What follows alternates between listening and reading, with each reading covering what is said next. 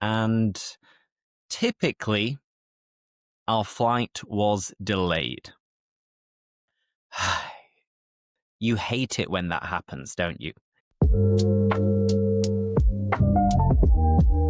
Hello, everybody, and welcome back to the podcast. Yes, this is British English Pod with me, Lewis, and today we're going to be speaking all about time and time management.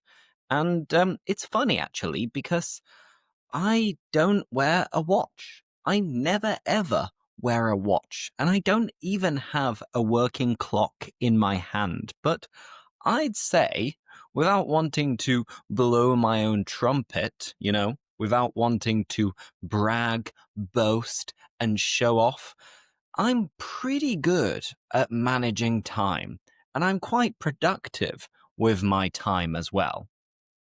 And the reason why I have chosen to discuss this topic on the podcast this week is because, well, this has been the topic for the British English Immersion Club, the go-to place for British English group classes. If you want to immerse yourself in British English, well, I'll leave a link in the description so you can sign up to my classes and have small group classes related to different topics, always taught by me for a very cheap price. So check out the link in the description, and I hope you enjoy this podcast.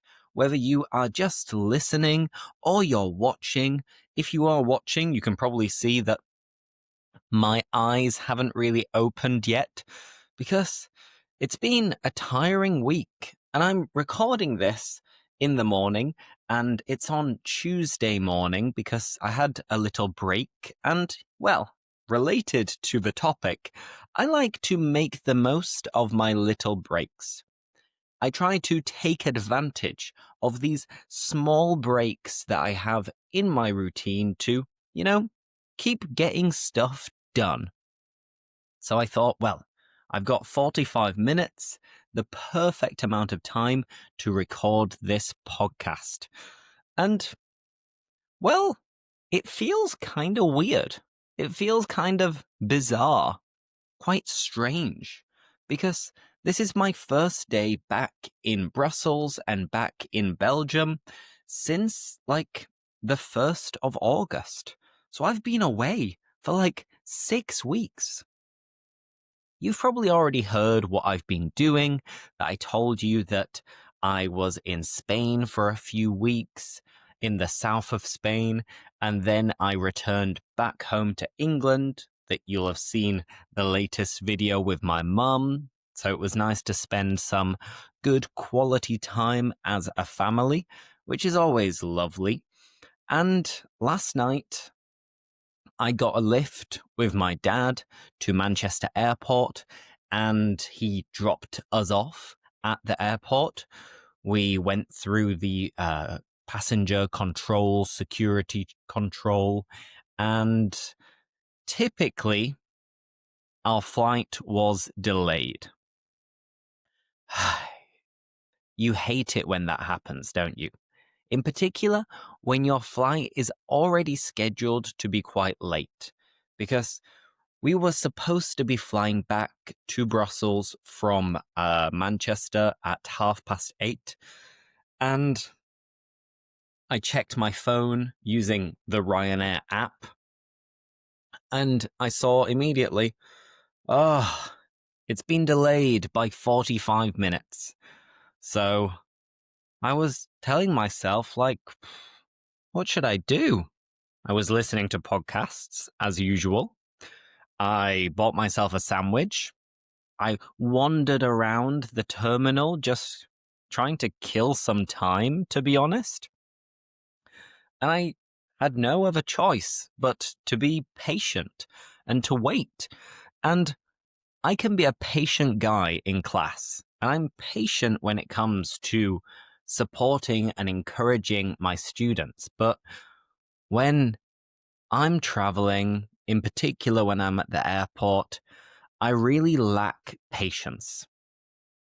And it's really frustrating whenever I see that there is a delay and I'm going to be home much later, because in Brussels there are two main airports. There is the good one, which is actually in Brussels, or at least the outskirts of Brussels, and this is the big international airport where you have a lot of long haul flights if you want to go to North America, South America, to places far, far away. I don't know, in Africa, in Asia, to Australia. You would go to Zaventem Airport. And this, I think, is just north of the city, just north of Brussels. And then they have the cheaper, kind of smaller airport, which isn't in Brussels at all. It's one big lie, because it's actually in a town which is closer to France, and it's called Charleroi. And I've never actually stepped foot in this town, but people say it can be a little bit of an experience. It can be slightly dodgy. But I've been to this airport on many occasions because you have daily flights back to Manchester, and there are many other flights if you want to go for a weekend away in Spain, Portugal, Italy, Poland, Czech Republic, anywhere else around Europe. A lot of these flights are run by Ryanair, the well-known low-cost airline. So I'm used to going there a lot. But the issue is that you've got to pay 20 quid, yes, £20 for a 55-minute coach drive, which, of course, isn't ideal, but I'm used to it. I'm used to getting this coach on a regular occurrence. But it's much worse when you know you're going to land back at Brussels Charleroi at midnight almost, and then you'll have to go through the passport control check once again because the UK is no longer part of the EU. So now we have to queue up a lot more every time we enter the Schengen zone. Frustrating, but it is what it is. So that takes a little bit of time, but then you've got to get on the coach and you've got to get back to Brussels. And then if it's so late, you're going to get an Uber or a taxi. So it's just lots of different traveling, lots of waiting. And long story short, it really tests my patience, which is kind of related to this week's topic of time management and a little bit of productivity as well. But hey, let me know in the comments, when was the last time you had a delayed flight? And do you also get a bit frustrated every time you're supposed to be traveling somewhere and there are cancellations or delays? Because yeah, it really gets to me. Now let's focus on time. And well, I've got a couple of PowerPoints, I've got some conversation questions, so I'm going to go in different directions with this podcast, and I hope it's really useful to improve your vocabulary, your listening, and I'd encourage you, maybe from time to time, to try and work on some shadowing with these kind of videos, because I deliberately speak as clearly as possible, and I naturally speak slowly. So it's a great resource that you can use to improve your accent and British English pronunciation through this well-known technique, which is called shadowing, essentially copying what I say, how I say it. So feel free to do that. But how about what we do to get the ball rolling is maybe have a look at some time expressions. So they're kind of like adverbs of frequency, which are these common connectors like never, always, often, sometimes, normally, frequently, hardly, and so on and so forth. But here I've got 6 different time expressions. and I'm going to tell you some things about me using these time expressions. So, number one, tell me about something you do every single day. In my case, something that I do every single day is have a coffee. Because perhaps I've mentioned it before, but I get withdrawal symptoms when I don't have caffeine in the morning. So I need to have a coffee or two or three every single day, because if not, I get a headache. Sometimes even a migraine, which you don't want. It's not fun. But that is 100% something I do every single day. I have a coffee or two or three. Number two, tell me about something you want to do all the time. Something that I want to do all the time, honestly, is eat. And I say eat in a very generic way. And I've actually just had something to eat before this podcast because I was a bit hungry. I was a bit peckish. And yeah, something I want to do all the time is eat. I'm always hungry. I'm always speaking about what I'm going to eat later. Or I'll ask my fiance, like, what do you fancy for lunch? What do you fancy for dinner? What shall I go and buy at the supermarket? So I'm always thinking about eating. And eating is, I guess, my happy space. If I'm down, if I'm tired, if I can't be bothered doing things, I think, ooh, I can't wait to have that lovely pasta. I can't wait to have those cereals. You name it. I'm thinking about it. If it's food, it is something I want to do all the time, non-stop, around the around the clock, 24/7. I'm always thinking about eating because I am a fat boy at heart. Now, number three, tell me about something you do every other day. Now, what does it mean, every other day? Well, it's simple. It means one day yes and one day no. So, alternate days. Maybe on Monday, Wednesday, Friday, Sunday, then Tuesday, Thursday. You see? Once every 2 days. And something I do every other day is probably go to the gym. Yeah, let's say go to the gym. And I haven't been to the gym for 6 weeks now. So it's going to be tough when I go to the gym tomorrow. I don't think I'm ready for it. But in my normal routine, my generic routine, I'd say more or less I go to the gym every other day. Because sometimes going 2 days in a row, 3 days in a row, 4 days in a row is just too tough. It's too hard. I can't do it. So that is something I do every other day. I generally go to the gym every other day, even though I haven't been in 6 weeks. But tomorrow, I will go. By the time you're listening to this, I will have been to the gym twice. I think. Let's find out. Now, number four. Tell me about something you do from time to time. And from time to time is a lovely time expression, which is very similar to every now and again, or every now and then. So from time to time, every now and then, and every now and again all have practically the same meaning. It's not that often, but sometimes, really. So something that I do from time to time is,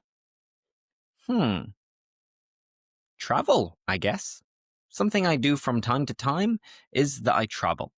Whether it's a weekend away, a holiday, or visiting family, I'd say once every couple of months, maybe once every 3 months, I'll go on a little trip. And my next little trip is actually to Paris, because one of my friends here in Brussels, he is from Paris, even though we rarely speak in French, which we probably should do more, but we usually speak in English or in Spanish. And we're gonna go to Paris and he's gonna show us around the city like a true Parisian, because I've been to Paris before, but I went with my fiance. She's Spanish. Neither of us are experts in the city. So it'll be interesting to go to Paris with my French mate so he can show us around his home city. And yeah, traveling is something I do from time to time. Now, number 5, tell me about something you enjoy doing as much as possible. Apart from eating, as we've already clarified, something that I enjoy doing as much as possible is, honestly, probably just going for a walk. I love going for walks, and I'm going to go for a walk after recording this podcast. You see, I was weighing up the options and thinking, should I try to have a nap or should I go for a long walk? And I always worry that if I have a nap, I won't be able to sleep at night. And if I go for a long walk, I should be able to sleep even better tonight because I'll be more tired. But genuinely, I really enjoy walking and I really enjoy going for a walk and getting out of the house. And it's something I enjoy doing as much as possible every single day, just like having a coffee. Now, number 6, tell me about something you can't be bothered to do most of the time. And remember, if you say, I can't be bothered to do something, it means that you feel lazy about doing something. You don't want to do something because you don't have the energy or the motivation. And something I can't be bothered to do most of the time is cleaning. And cleaning is a very, very generic term, but I can't be bothered to iron. I can't be bothered to hoover. I can't be bothered to scrub the bathtub. I can't be bothered to do most cleaning activities. So maybe I'm a really bad flatmate. I think I am. Because I'll always make sure that I do the washing up, that I do the dishes, because I can't stand having old, dirty food in the sink for a long time. So in that respect, I'm fairly clean. But with other things, I can't be bothered to iron. I can't be bothered to do the laundry. I can't be bothered to sweep the floor or hoover it. So yeah, I'm not maybe the cleanest guy to have in the flat. So I apologize to my fiance. I'm doing my best. I promise. And this is something I just can't be bothered to do. But sometimes needs must. This is a lovely phrase. If you say needs must, it's another way of saying basically you have no choice. You have to do something. Your needs are telling you that you must do something. So sometimes you've just got to bite the bullet and get it over and done with. Bite the bullet, do something that you almost don't want to do. You've been dreading it, and then you think, okay, let's bite the bullet. Let's take this brave decision to do it. Bite the bullet. All right, let's keep going with the topic, and I'm going to ask and answer a few more random time questions. And as you're listening to this, maybe think to yourself as well. What would you say when I'm asking you out loud these questions? The first question, do you usually feel like you have enough time in your day? Why or why not? Well, it depends. Over the last month or 6 weeks, because I've had fewer classes, I have felt like I've had quite a lot of time to do different things, to teach my classes, to edit my videos, and I had already got ahead a lot by recording all of these podcasts that I was quite well prepared. But nowadays, this week, looking at my calendar and my schedule, I'm thinking, wow, it's going to be a busy week. I've got a lot of classes. I've got a lot of meetings. So sometimes I don't feel like I have enough time in my day. And there are times when people might be interested in having classes in the evening, but in the evening I teach my group classes. So if I could clone myself and be in two places at once, maybe this would help me out. Maybe it would. Now, another question. Do you ever feel like time flies? You know, time flies when you're having fun. And this is something I've definitely been feeling recently because it feels like just yesterday that summer was beginning. And now we're in the middle of September almost, and summer is kind of over. It feels a little bit cold. It's overcast and grey outside. So I wondered to myself, like, wait, where did summer go? I was so excited about summer and I was going to do all of these things in summer. But then when you look back on what you did, you think, it wasn't that long at all. I could have stayed on the beach for another month. Why didn't I do that? But then there are times during the day, like yesterday, for example, when I was waiting for my flight back to Brussels, when time was not flying.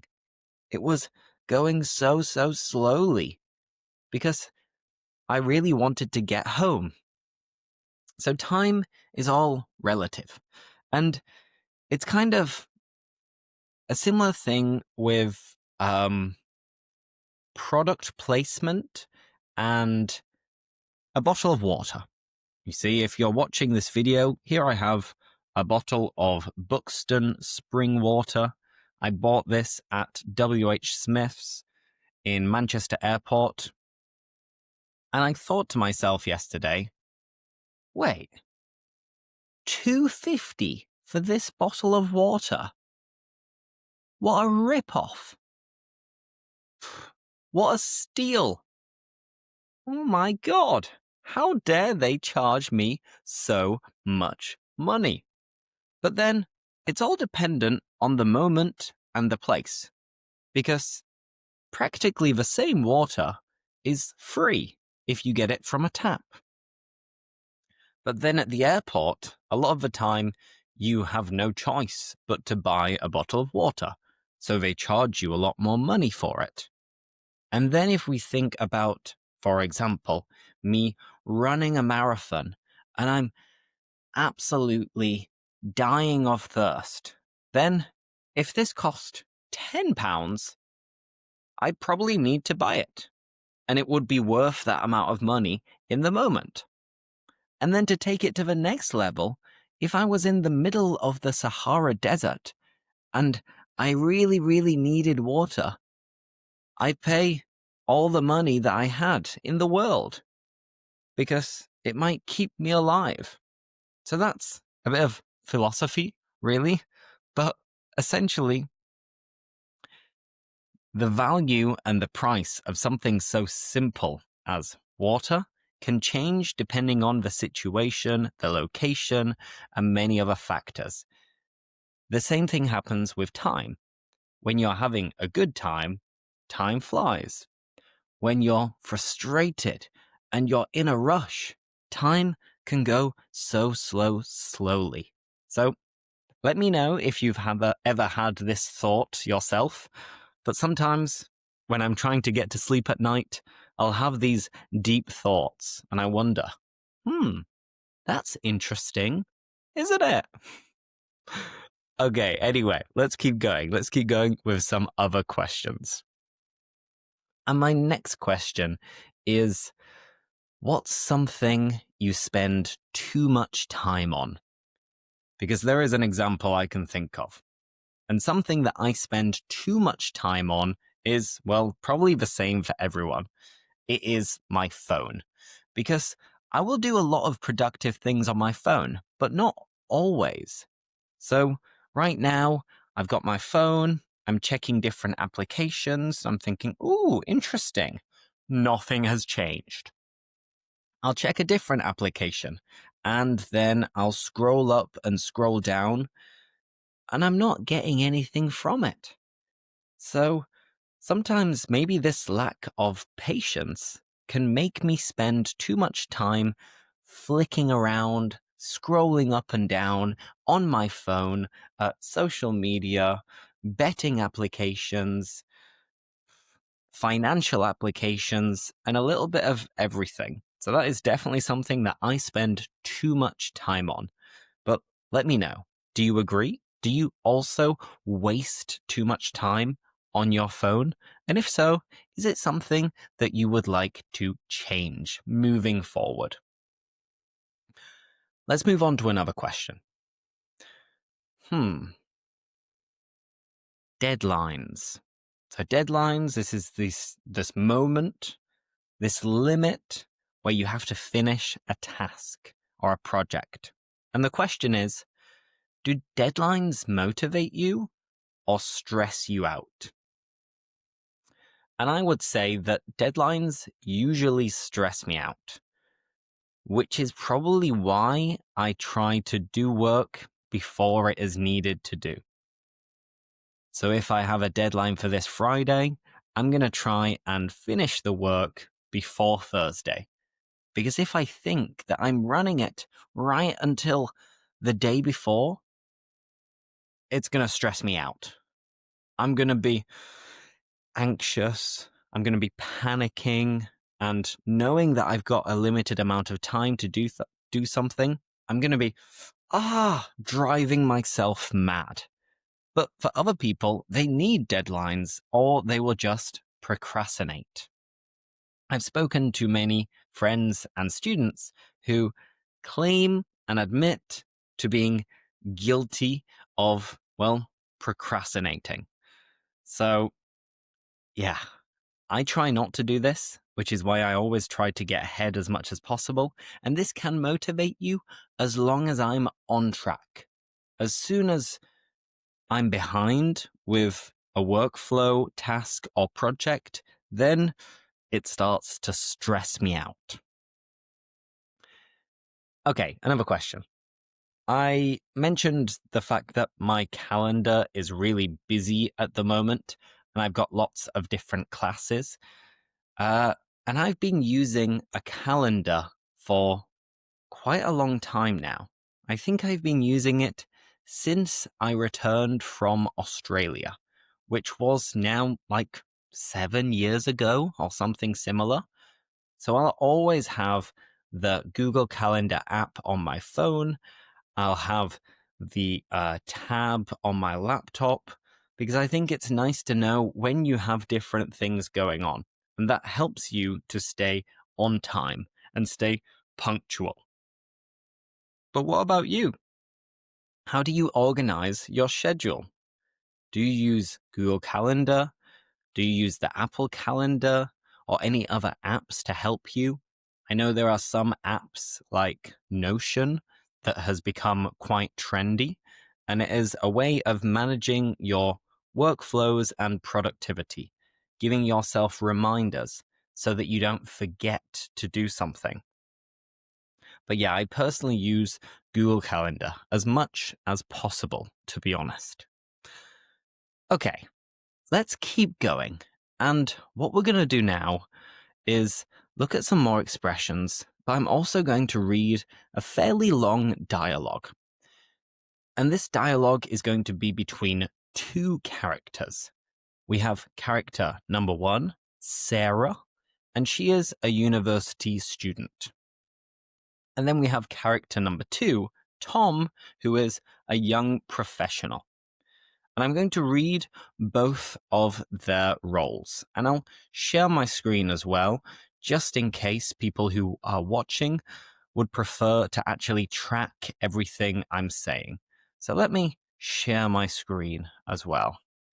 and you should be able to see it if you are watching. If not, just listen, enjoy, sit back and relax, and I'll try to read this dialogue related to time management in a nice, smooth manner. Are you ready? Shall we get started? Let's do it. So remember, Sarah is first and then Tom.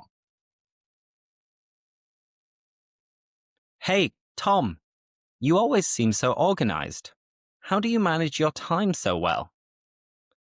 Honestly, it took me a while to figure out a system. I used to waste so much time procrastinating, but now I stick to a daily routine. I try to plan my day, but I often underestimate how long things take. For example, I'll think I can finish an essay in 2 hours, but it ends up taking the whole afternoon. That's a common mistake. I always give myself extra time. If I think something will take 1 hour, I block out an hour and a half. That way, I'm not rushing against the clock. Good idea. Do you use a planner? Yeah, I use a digital calendar on my phone. I schedule tasks, deadlines, and even breaks. Having everything written down helps me stay on top of things. I've tried that, but I forget to check it. Then you need reminders. I set alarms to keep me on track. If I'm working on something important, I use the Pomodoro technique. What's that? You work for 25 minutes, then take a 5-minute break. After 4 cycles, you take a longer break. It keeps your mind fresh and stops you from burning out. That sounds useful. My problem is that I get distracted easily. I'll be studying and suddenly I'm scrolling on social media. Same here. That's why I put my phone on Do Not Disturb mode when I'm working. Out of sight, out of mind. I should try that.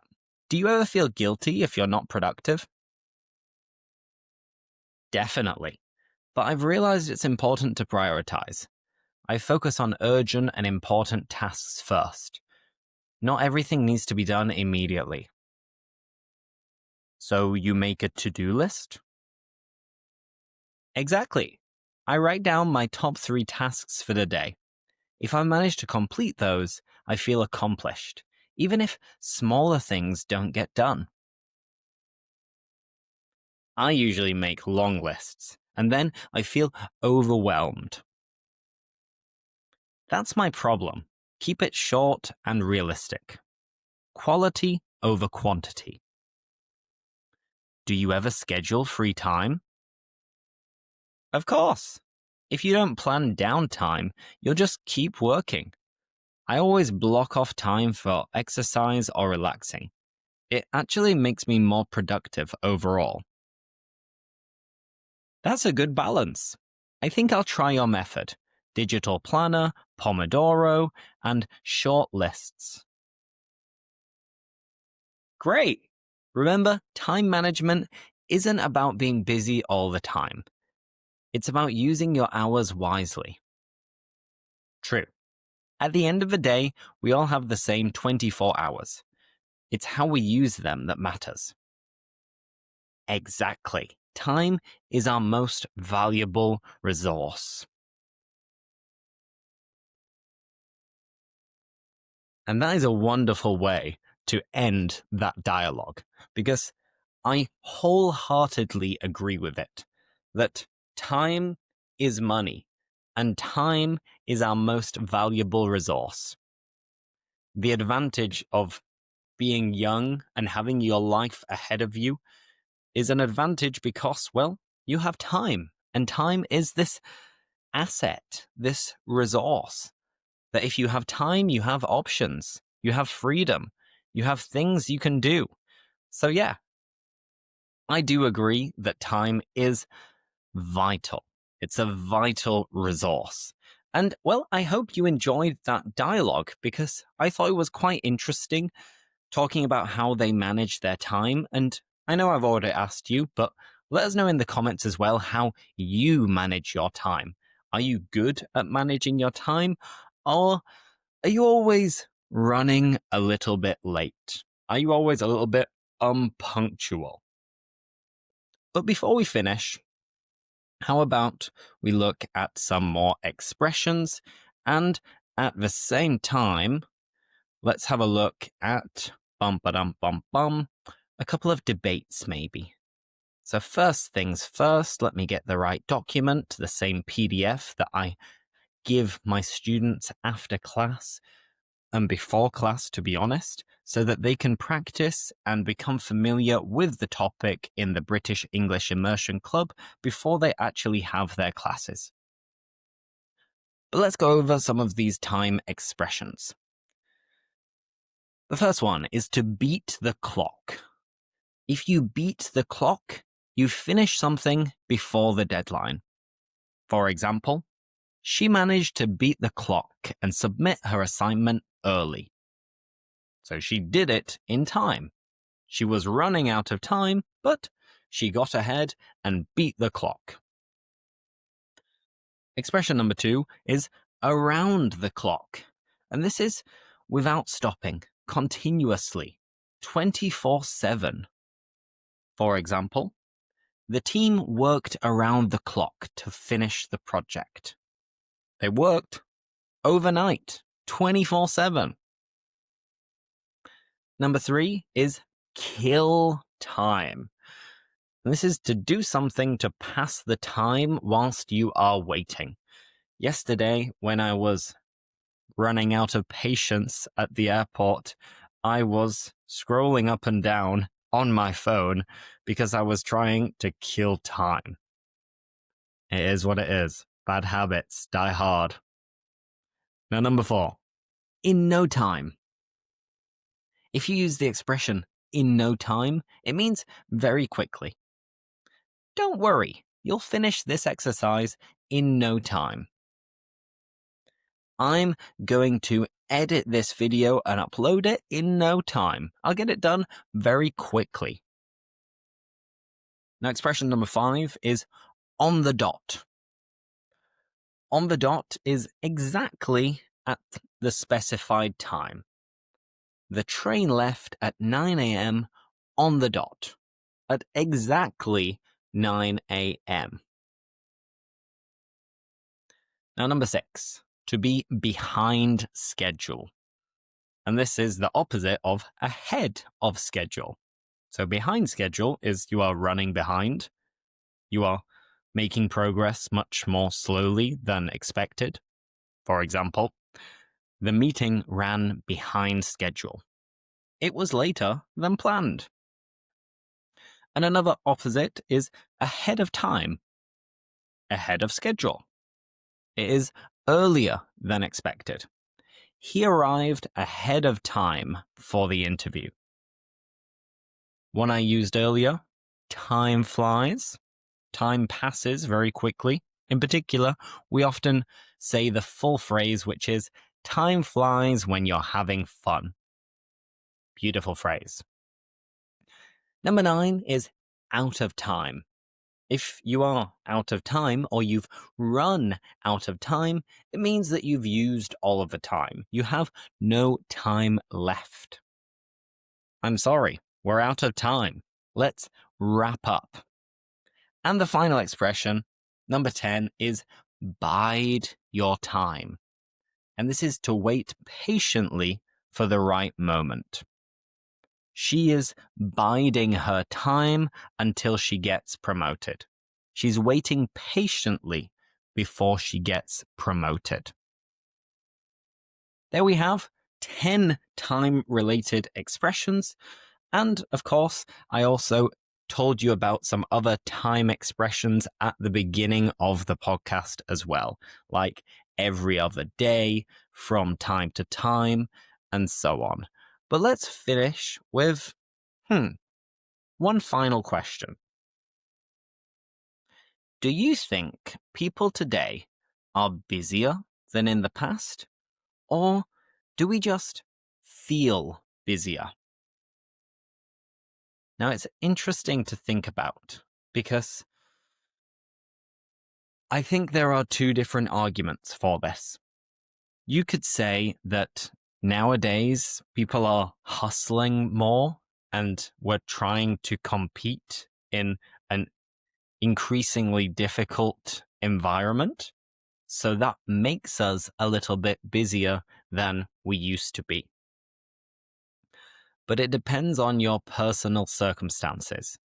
Because if I think about myself being 32 years old, I'm busy with work and I make sure that I do a lot of things, recording, editing, and so on. But my mum, when she was my age, worked part-time and had 2 children. So I'm sure she was busier than I am nowadays. In particular, when I think about the fact that there are many things that I can't be bothered to do, like ironing, like doing the laundry, which I do from time to time. But my mum would continue doing them, and she would make herself very, very busy. Perhaps I'm just a chilled guy, a laid-back guy, because I don't force myself to be too busy unless I enjoy doing these things. So yeah, I'm not sure what the answer is. If we are busier in the 21st century nowadays than people used to be in the past, or not. Because, well, I've only had one life. I'm only 32, so I'm not sure how busy people used to be 50 years ago. What do you think? Let me know in the comments. Do you think people nowadays are busier than they used to be? Or does it just feel sometimes like we are busier when actually we aren't? And we will end on that question. So this was me, Lewis, English with Lewis, and British English Pod, your weekly podcast where you can listen to different topics, teaching different vocabulary, whilst I speak and speak and speak. And of course, don't forget to check out my other videos, my conversations with different teachers every Wednesday on YouTube, and also on Sunday, I provide other videos, which I usually try to edit a little bit more. Last Sunday, it was a conversation with my mum, and this Sunday, it will be me showing you around the house where I grew up. So check it out on YouTube on Sunday. Thanks a lot for watching or listening this podcast, and I'll see you next time. Bye-bye!